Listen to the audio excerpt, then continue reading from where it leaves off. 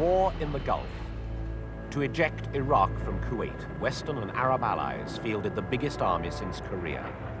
They used the latest high-technology weapons guided by lasers and computers with pinpoint accuracy.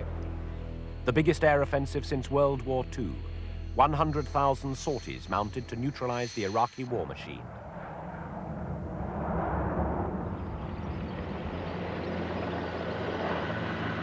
Deception, speed, and power were the key to the 100-hour land battle. Using the most modern artillery ever. Nearly 200,000 Iraqi troops gave themselves up.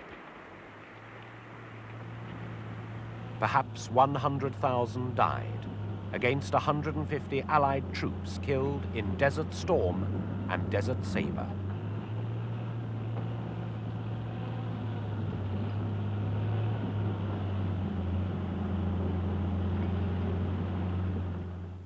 Of the present Gulf nations, Kuwait existed as long ago as 1757. What's now Iraq was then only 3 provinces of the Turkish Ottoman Empire south of Kurdistan. All opposed Turkish rule, and Lawrence of Arabia won many to the British side against the Turks in the First World War. Sheikh Faisal, in return, was promised an independent kingdom, the artificial country of Iraq, handed over in 1932. 1961, British forces land in newly independent Kuwait. Within weeks of that independence, Britain had been forced to send paratroopers and an armored brigade to protect the tiny kingdom against a threatened Iraqi invasion.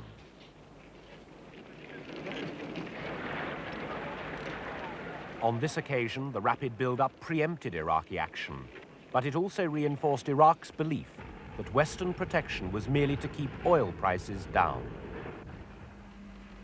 30 years later, Iraq's costly adventure against Iran meant she needed higher revenues to revive her wrecked economy, so another attempt to absorb Kuwait began.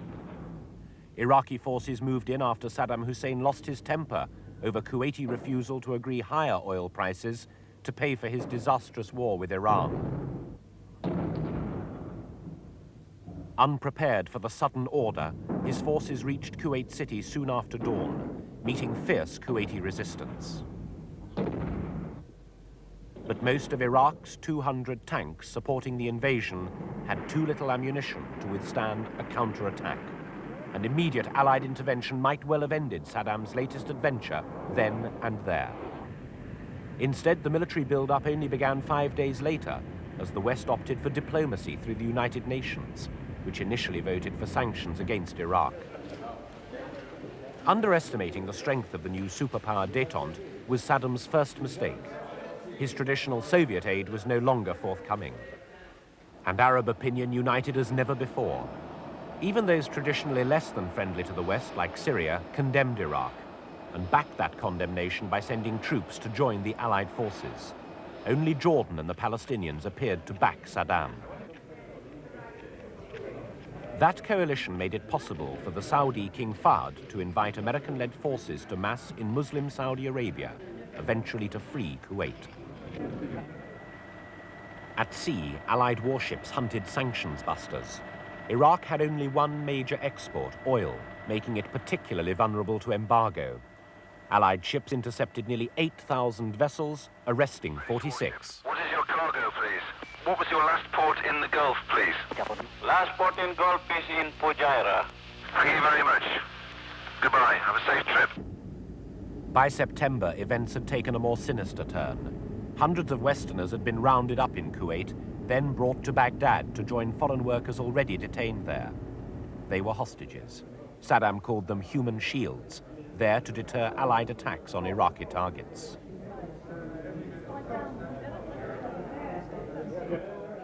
The captives were paraded on Iraqi television, but scenes involving British children merely angered Western allies. Unexpectedly, the unpredictable Saddam, scorned for hiding behind women's skirts by Margaret Thatcher, freed the hostages.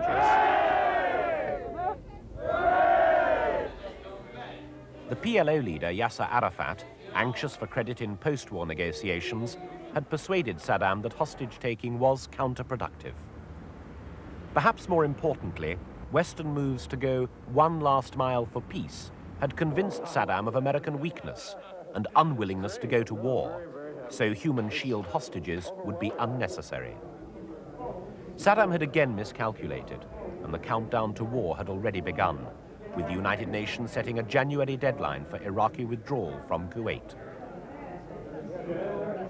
At the end of the military build-up, Allied forces in the Gulf totaled 750,000 people, 3,500 tanks and nearly 2,000 combat planes. With two-thirds of them American, there was little doubt who would run the show. Saddam Hussein took personal command of Iraqi forces, having learnt little from his blunders in the war with Iran, which left him with the world's fourth biggest army, but shattered his economy. Needing higher oil revenues to recover, he claimed part of Kuwait's oil wealth, invaded when he lost his temper with their refusal to give in, and misjudged American resolve to eject him. Coalition forces were led by Norman Schwarzkopf, a blunt-talking, dirty boots warrior nicknamed Storming Norman or Bear. A veteran of Vietnam and Grenada, he did learn from American mistakes. Operation Desert Storm, his plan, covered more pages than the Manhattan telephone book and used football tactics as well as classic military ones to outflank the Iraqis. War began with a massive air offensive, 116,000 sorties aimed at Iraq's many airfields, the launching zones for its Scud surface-to-surface missiles, its chemical, biological and nuclear installations, ammunition dumps, communications and Republican Guard bases. The sinister stealth bombers spearheaded the raids, a plane never seen in public before.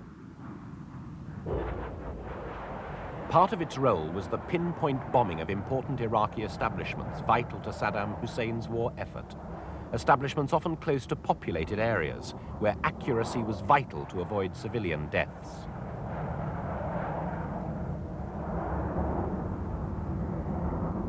One particular target was this building, Iraqi Air Force headquarters in Baghdad. One of many missions flown in the teeth of opposition from Iraq's anti-aircraft batteries, a video camera on the attacking plane recorded a direct hit.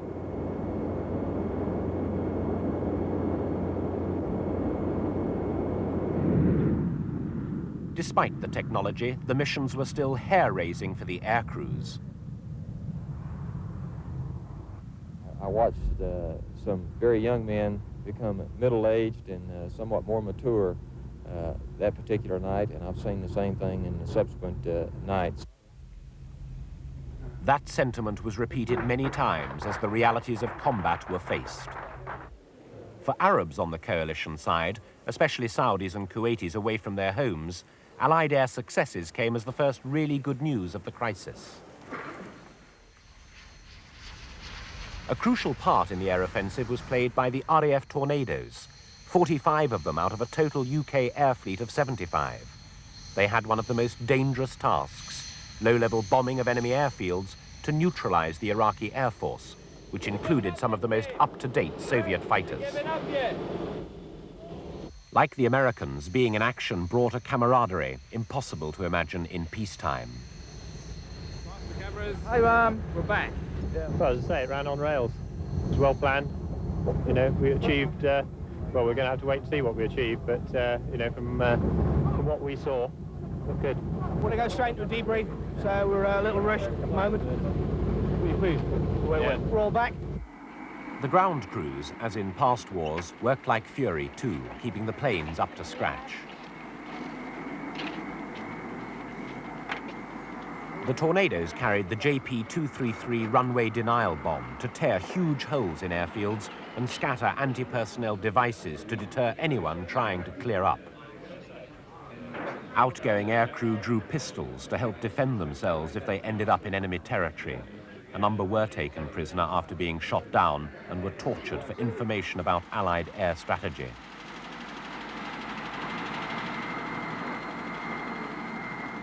The RAF's particular campaign helped to persuade Iraq to withdraw many of its combat aircraft from the unequal struggle. Over 120 planes went to Iran and stayed there. The Tornadoes continued to fly to attack a wide variety of targets.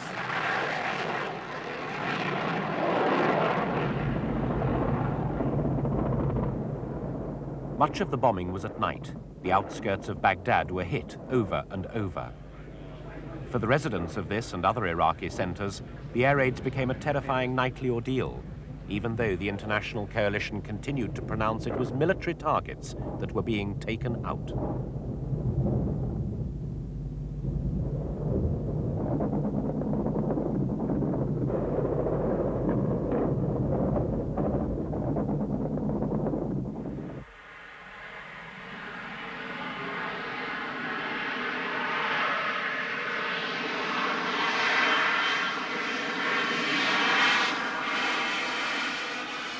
For the exhausted crews, the relief that almost all of them made it safe home every time was intense. Bombs on target. So hopefully we've done some damage and all to the war effort. And other good news, if it is good news. Absolutely cracking, absolutely cracking. It's cheered the guys that are here up very much so. So yeah, it's all good stuff. It's marvellous. We're all took off, we all got back. At Dhahran, Bahrain and other bases, most of the daylight hours were taken up with getting the planes ready for more sorties.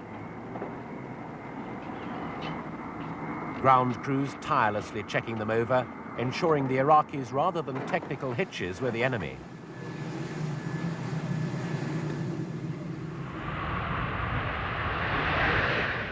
Low-level flying, the Tornado's speciality, required supreme skills and the closest cooperation between individual pilots.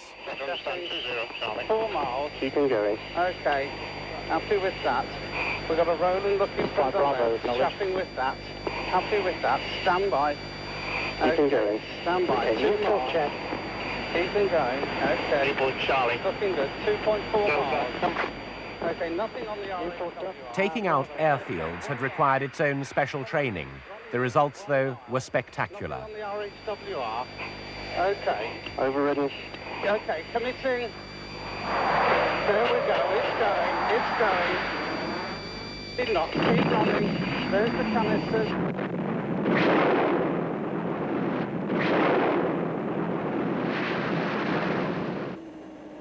The phrase pinpoint accuracy was constantly heard, but all the evidence, even post-war, was that it was almost always achieved, cutting supply routes like bridges as well as blasting airfields and installations. Military spokesmen described how the operations were executed.